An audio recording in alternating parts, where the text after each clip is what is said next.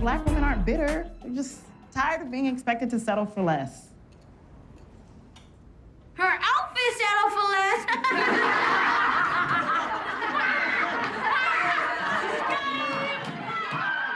Figure out.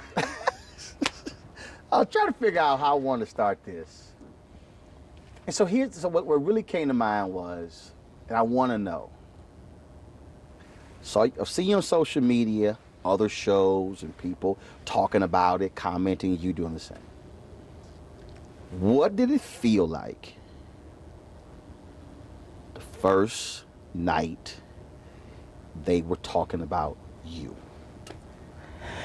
It was surreal, and it was interesting because, like, the show came out 2 weeks earlier, you know, just for, like, the pilot did, and I was nervous about that because I was like, I want the Shonda stuff, you know, I want that, you know, I want to have everybody watch it at the same time and experience it at the same time.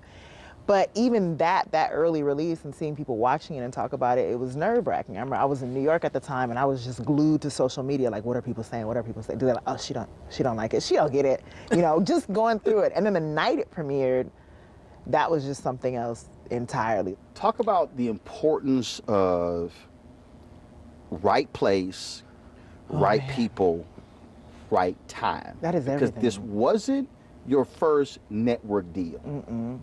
It wasn't my first network deal.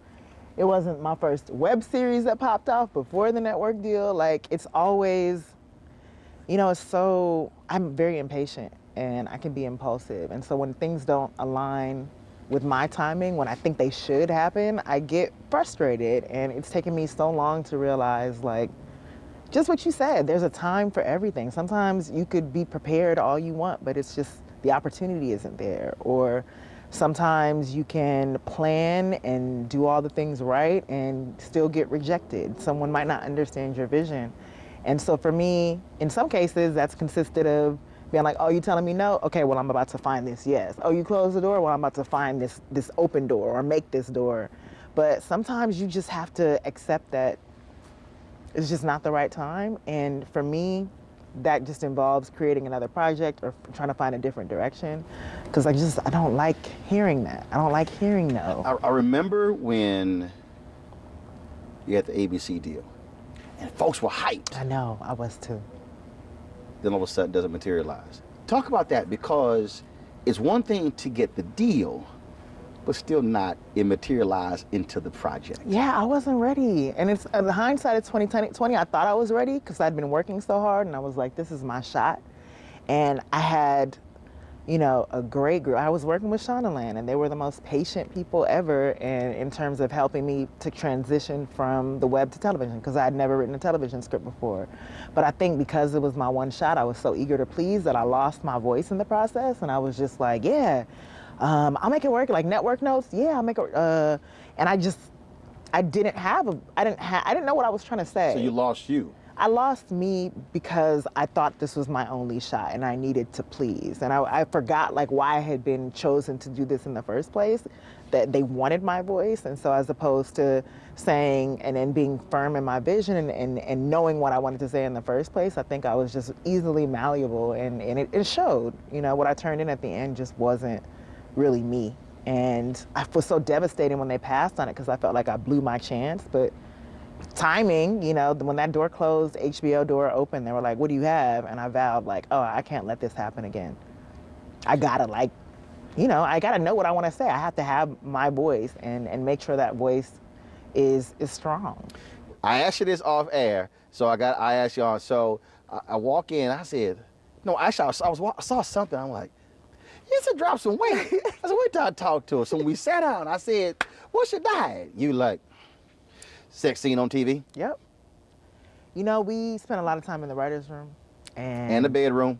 Well, initially the writer's room first, so it was just a disconnect. I disconnected from the fact that I was gonna be playing this person on screen. And so we wrote all the scenes. I was like, yeah, this gonna happen and this gonna happen. And yeah, we're gonna do this, we're gonna do this.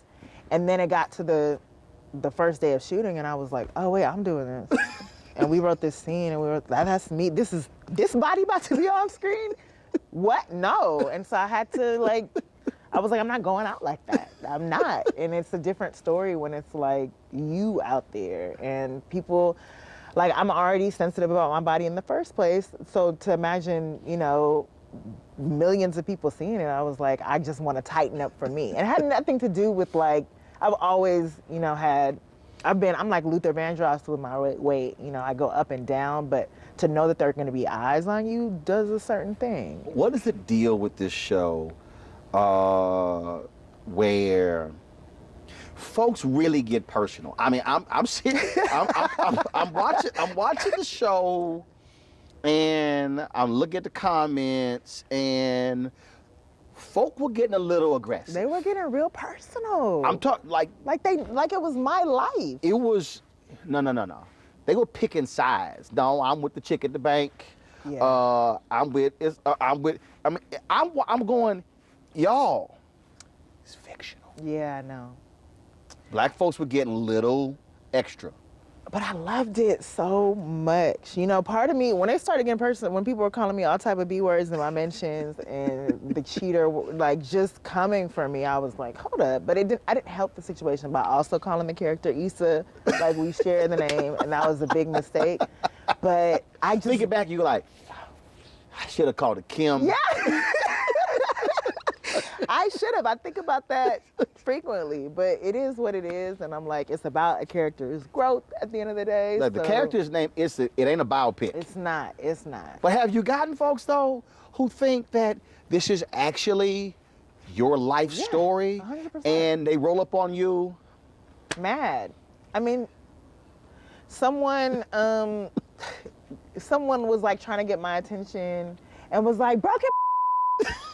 And I was like, first of all, that's not even, my character wasn't even the one that like went through that. So what are you doing? But I mean, that's just the nature of it. Some people look at TV and think it's a documentary. The guys getting invested was the best part and the biggest surprise to me, you know? Like, it's a show about Black women, in my opinion, for Black women, though it's a very specific story. I didn't make it about every Black woman. But to see guys like really invested in it and identifying with the character of Lawrence, or just really getting in their feelings, like, that was rewarding. I know. What we look forward to season 2? Oh, so much. We're writing it now. I'm very excited about it. We're just gonna pick up where the story left off. You know, to be honest, we're just gonna continue to tell real stories. And when you think about, if you were in the situation that Issa was in, or Lawrence was in, or Molly is in, think about what you would do, and it'll probably happen to a certain degree. But we just want to tell realistic stories about young Black people. And you'll continue to see that in the seasons beyond. And you're gonna see a finite story. I want that to be clear. I don't want this show to be like, you know, 100 episodes in a movie. We're telling a very specific story of growth, and you're gonna see that reflected through these characters. As an 11-year-old Black girl out there who's a bit awkward, A bit. who is growing up in a much different social media age than you did, Ooh. what do you say to her, who is being told by friends, who is being told by family, I'm not quite sure you really should focus on doing that? Shake the haters off, girl, because you got this. I'm so glad I didn't have social media, the same social media that we have now, because I was already like cyber hoeing at a young age. What can you define? I was catfishing people when I was young, about 11. You know, I was catfishing in the 90s. Catfishing just happened now. So I can only imagine I would have been caught out there in these You were streets. catfishing people at 11. Yeah. I was an awkward Black girl. Okay. So what was your most creative catfishing thing? I was a 19-year-old white woman with blonde hair and blue eyes. Ugh, I want to throw up. But that's the kind of that's not seeing reflections of myself on television, because I was going to 90210 and looking at what Kelly or Brenda, whatever the name was, looked like. You know what I'm saying? So, I'm so embarrassed. I am. But I'm me now. I don't pretend anymore. Kickstart your day at 7 and get the news you need from the perspective you want. NewsOne Now with Roland Martin. every weekday morning at 7 on TV 1.